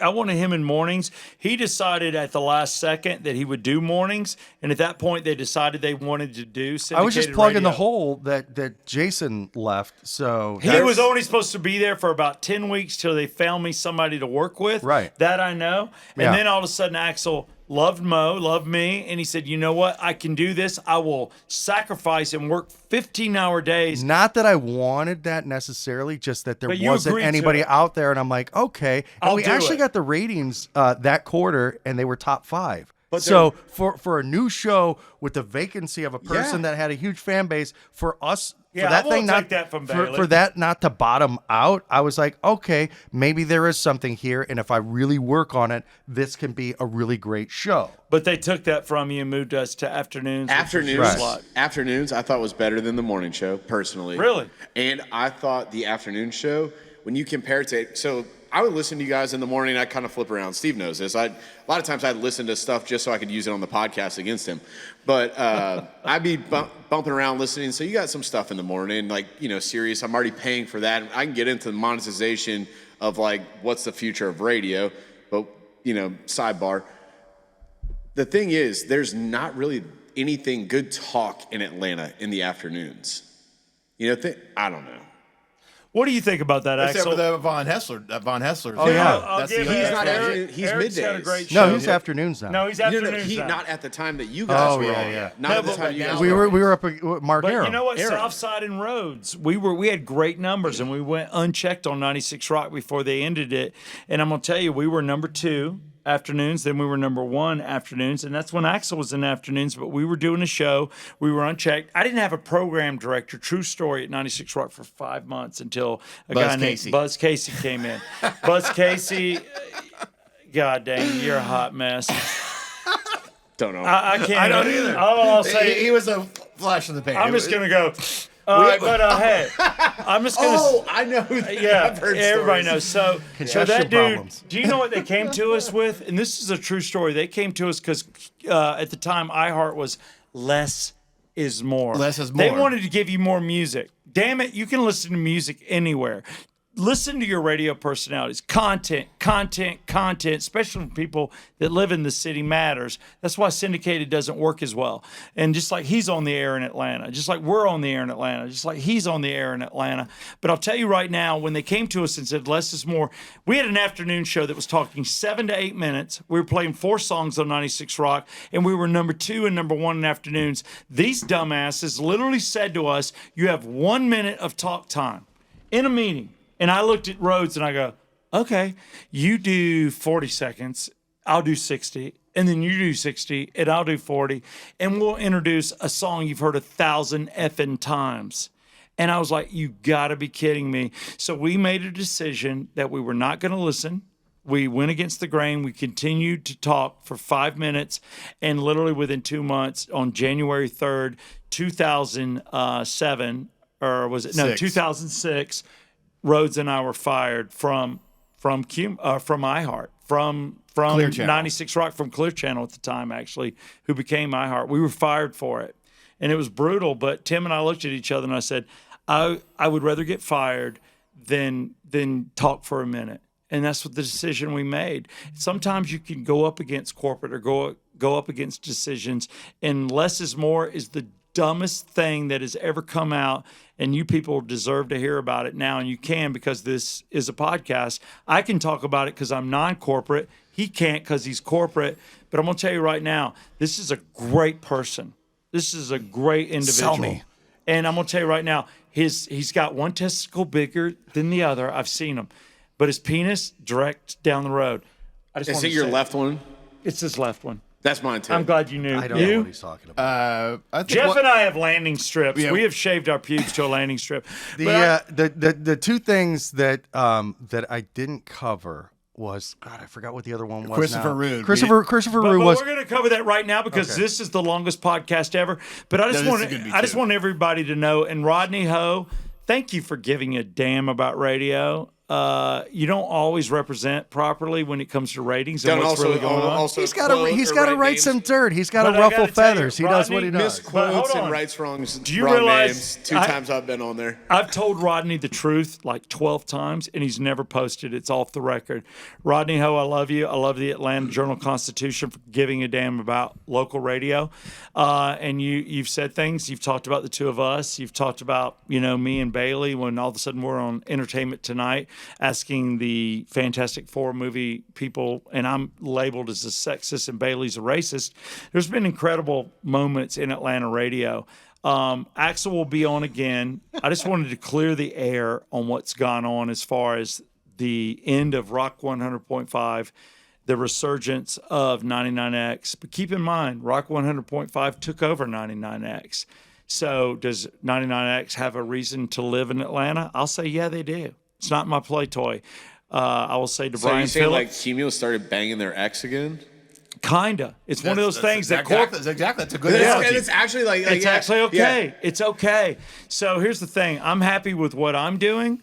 I look to collaborate with him. I'm happy that he is the morning show for 99. 97.1 The River. 97. Sorry, did I go there? The 97.1 The River. But let me tell you, Axel walked, and 99X was sold as original personalities. You bring back Steve Craig. You bring back the morning show. You bring back Leslie and Barnes. Jimmy spots in. Matt Jones. Matt Jones. Organic Jones. Jill. Love you. Jill. Jill got canned from the River for talking against Eric Von Hessler.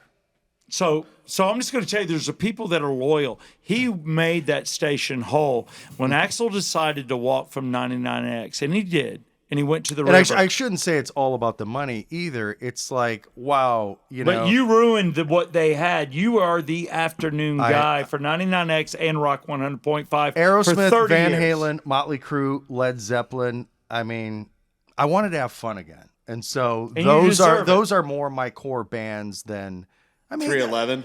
No, Yeah, no, right. but, no. S.A. Martinez, are you kidding? Like, I love 311. Nick Hexum. I love can't 311. I can't say I don't like one without the other, but You got to love You're both, more, right? you're more of a rock fan. I'm more of a- See, yeah, This is yeah. what's hard for me to do. Alternative rock. You're older rock than me. Like what you are, like I am, just a few years, Right, a decades decade, later. a decade, Because yeah. I'm more like I love 311. 311 was like the concert. Soundgarden, back in the day Nirvana, you had that's to go his. to. Yeah. Motley Crue, That's- Aerosmith, Van like us. Halen. Like I have a hard Yeah. time. I went through this with Steve Craig because you guys were so associated with 99X and alternative. Like, and then all of a sudden you guys are talking about classic rock. I'm like, these guys don't know classic rock. What they're from that alternative channel, Right. So I have a hard time. But you really are more of a classic rock Motley. That's me. Zeppelin, Motley Crue.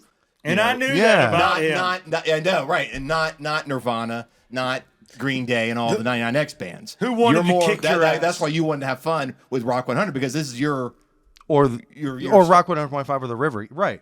No, in Well, the that's- river. And I didn't dislike those bands, even though I almost got in a fight with Green Day, Yeah, which we talk about covered the Green earlier. Day. And by the way, I'm the only one that's holding on to that Green Day. Don't touch this man. I'll kill you.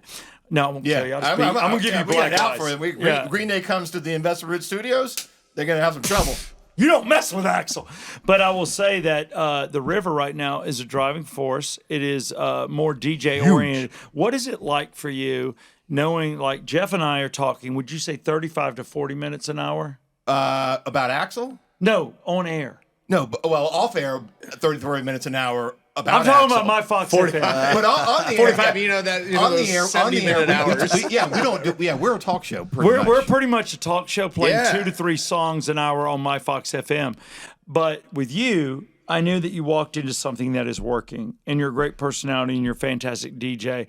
But you did some morning show like bits with me for a year, and afternoons we did longer segments. We talked for 6, 7, 8 minutes. We had great interviews.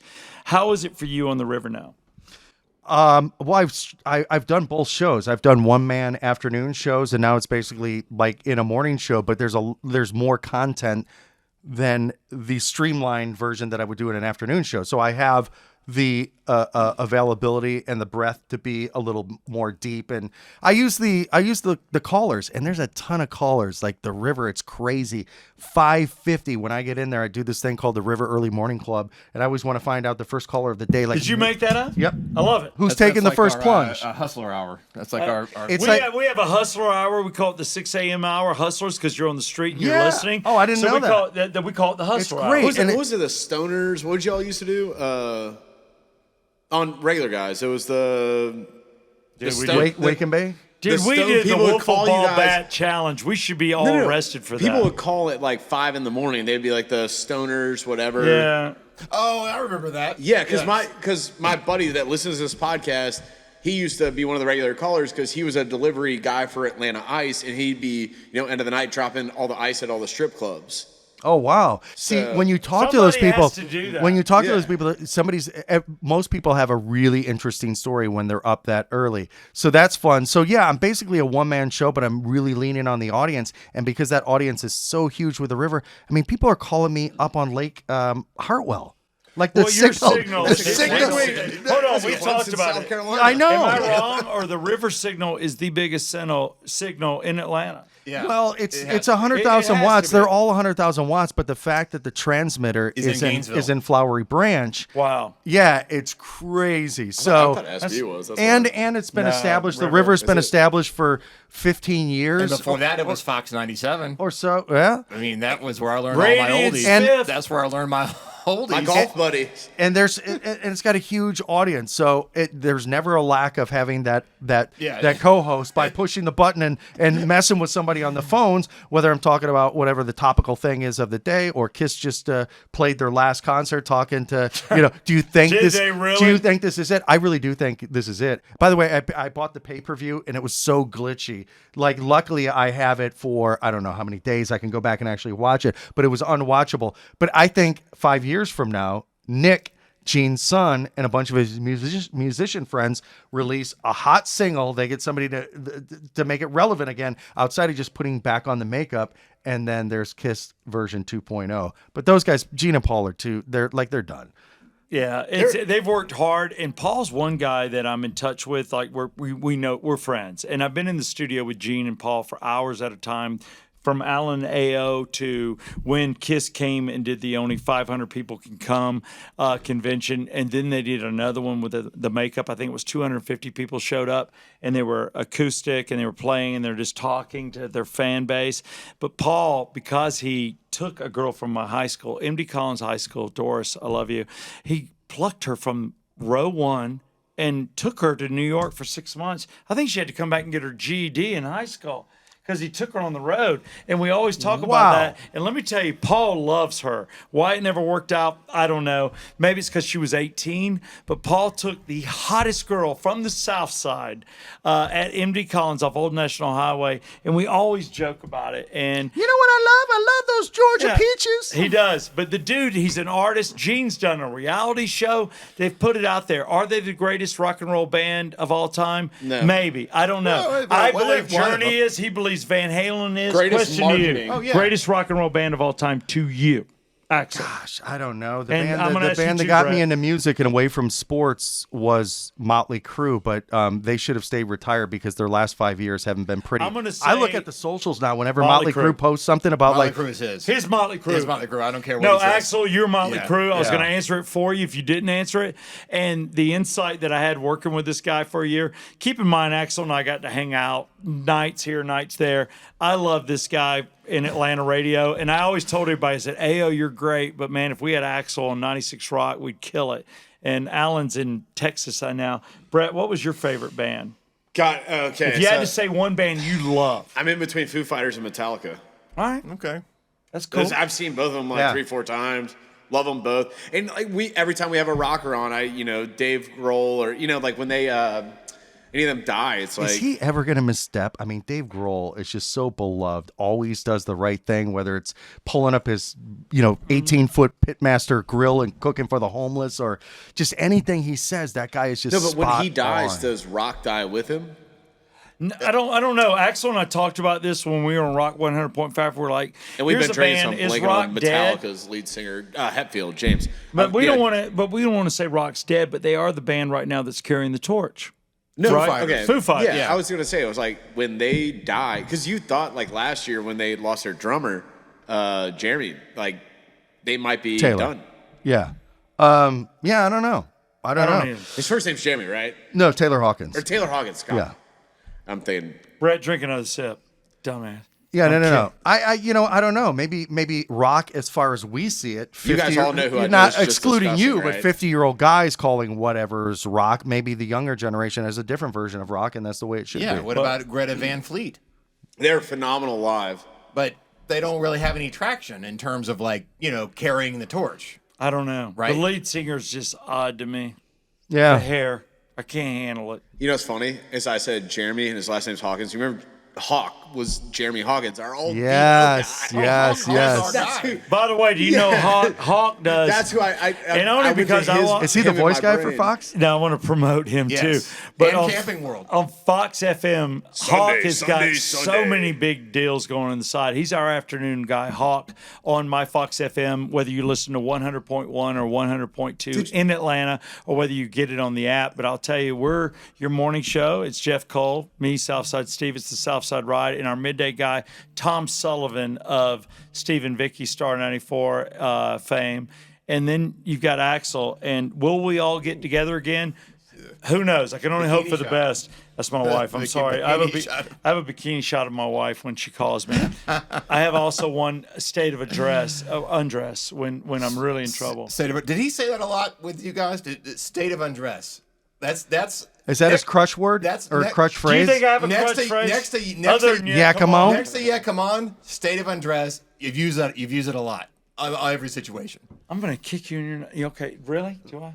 No, I don't hear that one too often. Maybe it's new. All right. Yeah. Maybe it's new. But I just want to say this is show 180. Oh, Nine. we're in the 200. 90. No, whatever. It's been a couple hours, so it's, No, Axel's on this- till Hold April. on. Hold on. We will do a Christmas show. This guy has a right to show up anytime he wants now that we can talk. We've both been put through corporate radio. Do you think there'll be an opportunity? And I'm working towards a 2-minute close here. Do you think there'll be a point? Shut up, Jeff. Do you think there'll be a point where the fact that they can hold us for 6 months out of work, do you think that'll end? I don't know. I don't know. They were floating it around legislation, but because you and I haven't talked in a year. But you know what? 2 year. I'm where I want to be. I swear to God. No, I swear to God. The river. Thank you to the river for. I want to be. I want to be 65 years old and go. Wow, he's still doing mornings on the river. Good. Yeah. Good. We'll happy see. for you. We'll see. I think that was Steve Craig, and then he was like, "Hey, I want to do that," and then now I can finish with my passion. But it makes sense. Yeah, the passion thing. So That's the key word. Work at the river till you're 65, Yeah. and then someone will start a Motley Crue station, and then you can finish your. I'm career done there. with Motley Crue. They've ruined their legacy over the You last 5 killed years. yourself. By the way, we set 10th row. Wait, dude, I thought I was going to have a heart attack. Who? That was the first show of the tour. The sound. They Axel hadn't and I are lucky to they be hadn't alive. figured out Tommy Lee's kick drum. Tommy always wants the this is biggest one- sounding this is the kick one drum. This is the one that got With delayed Def Leppard. because of COVID for 2 years. Yeah. The one that. Yeah, the- yeah, But yeah. we were at the yeah. tour. We didn't get intros on it, which I did get intros on Metallica at Truist. But he and I are there. We're 10th row. We got your sweet daughter with us. And Our I got to tell you, shirt was- that bass was going through our skin. It through my heart. Like my shirt was ruffling. And that was the first show of that tour. Yeah. and, It's just- plus they didn't want you. I don't think they have the sound dialed in at No. SunTrust no, anyway. but Poison 'cause was it's new. good. But god dang, man, Motley Crue about gave me a Yeah. heart attack. But really quick, because we were So talking, much for the 2 the one minute thing that the two things that I wanted to cover were I was a perfect fit for the river because I'm a program director and they wanted somebody that could handle all the music and stuff, And you're then brilliant- you're and brilliant then at that. somebody that could do a solo show. And Steve is great when he's with a person. So Steve wasn't the best fit, but he did interview for the job, and he called me after the interview, and I almost peed myself. I was crying, laughing. I'm like, screwed up my interview. Steve, are you kidding me? So Emily is the person that interviews Steve. Love you, Emily. They have a meeting at a Starbucks. We meet at Starbucks. Now, keep in mind. Shit. Keep He in called mind. me after this. Keep in mind, I called you after. Emily, I was interviewing for the river position, and Emily's assistant. This is screwed up. 2023. Emily, this is on your assistant. I drove down to that little hipster Starbucks in Midtown where I used to live, and you didn't show. And I sat there by myself because your assistant didn't tell me. So I had driven down once. So then we finally meet again, and Emily had just gotten over COVID, and she's in the parking lot and she's getting out. I've never met her personally, I just know of her. And I said, "What's up?" And I'm yelling to her, and she's a hot redhead. I shouldn't probably say that. But I literally said to her, I said, "I guess we would lip kiss, but since you got over COVID, we probably shouldn't."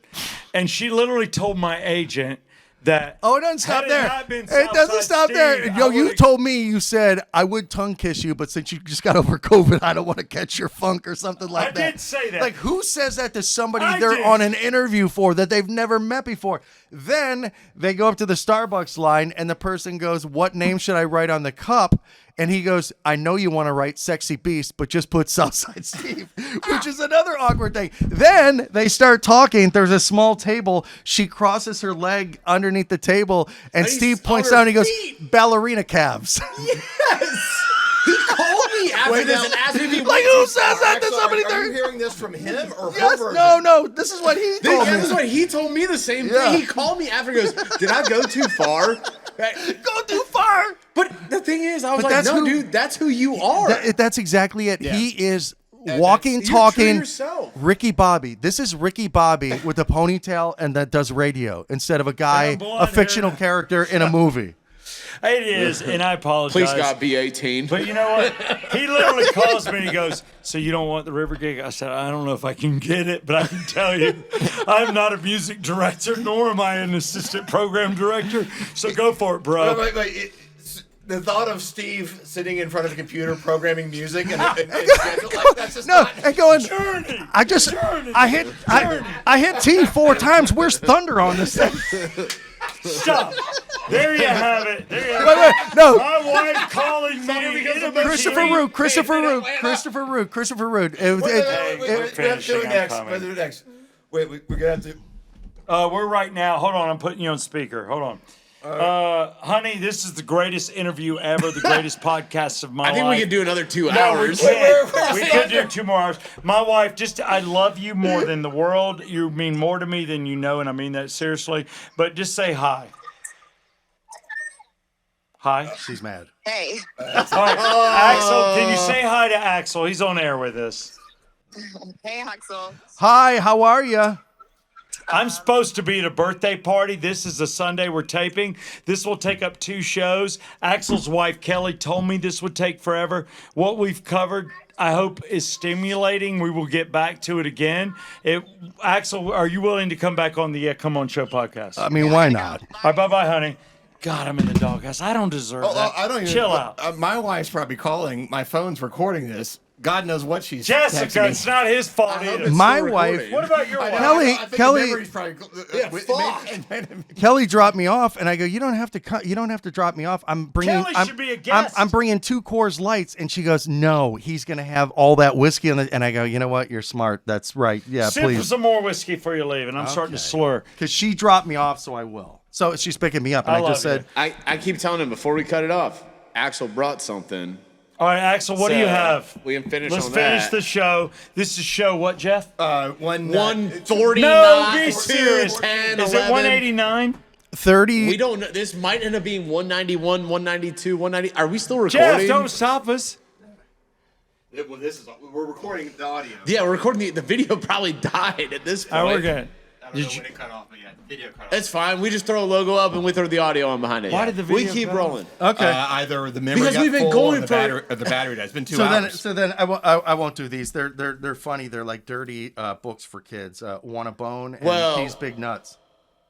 I will actually give those to my kids. So D's Big Nuts These Big Nuts. and Want a Bone. Yeah. Their those dirty of you- names were appropriate Right to now- read. No. You start read Read one page. Read Well, one Steve, page. Jeff, Although you might need to do Sarah that. loved D's nuts, she should sometimes kick them. She once kicked them so hard she busted a nut. Oh my god. Oh my god, Steve, you got to read. I thought I was the filth. He's bringing the filth, not I me. didn't mean to. Lastly, the only thing we didn't cover was Christopher Rood, and it takes 20 seconds. It's Talk to us about the very Christopher first Rood. neighborhood we ever moved into. My wife called me. I was still on the air doing nights or whatever, or afternoon drive. I don't know at this point, but she goes, hey, I'm going to an HOA meeting. And I said, what is that? Because we lived in apartments and stuff. She goes, Homeowners Association. It's a thing for our neighborhood. We just lived there for like a week. And I go, okay, have fun. She goes to the homeowners meeting. I come home from work and she goes, what did you do in this neighborhood? And I go, I don't know. I haven't done anything. Like, we've lived here a week. I don't know anybody. She goes, I sat down at this HOA meeting and these ladies were talking about the radio guy that's an asshole. And there's only 75 houses in this neighborhood. It's not huge. And I go, I don't know. And it was like a mystery for us for like 2 months until I was driving home one day or driving out of the neighborhood, and I go, that's Christopher Rood. And him and I know each other a little bit. So I waved, and then I was like, yes, yes, yes. I went home and I go, hey, Kelly, it wasn't me. Christopher Rood lives in this neighborhood. They were like, he's the asshole, not me. I haven't done anything. That is show 189, the Yeah Come On Show. Special guests, Axel Lowe, Brett Barney, Jeff Cole. I'm Southside Steve. Thank you for listening. This was a great insight on Atlanta radio. Yeah, come on. Can I get a yeah, come on? Yeah, come on.